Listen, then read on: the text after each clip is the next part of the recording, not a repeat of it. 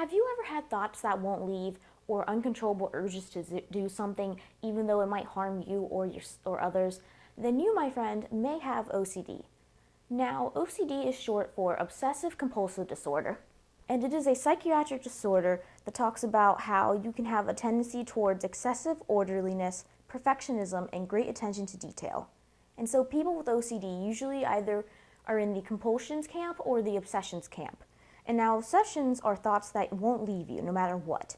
An example is to think your family members might get hurt if their clothing isn't put on the same way every single day. While a compulsion is a repetitive behavior, and an example to that would be to wash your hands 3 times after touching something dirty.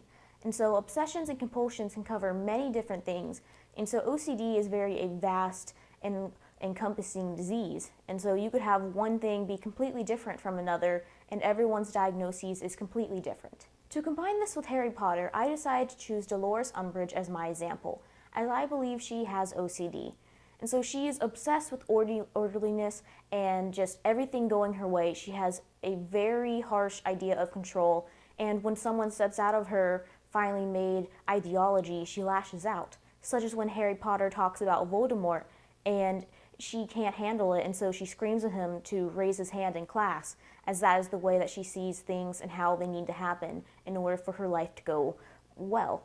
And so also she can't focus when there's other distractions going on, such as when Fred and George decided to throw a giant prank party in the owl testing facility. She easily threw a fit. She couldn't handle it. She was screaming and panicking as her form of control was no longer there. She no longer had that lifeline. And it's also seen in her office, as everything is put in a specific place, such as her plates and all of her pictures of cats. Everything is directly equal to how separated they are. Everything is where it needs to be in order for her to go into that office and do her daily job. And so I think it's very important to know about OCD and to have a cultural example like Dolores Umbridge, as people will be able to see the different signs and then will be able to react accordingly. They'll be able to go get diagnosed by a doctor or psychiatrist and can get medication that can help them live a happy and healthy life.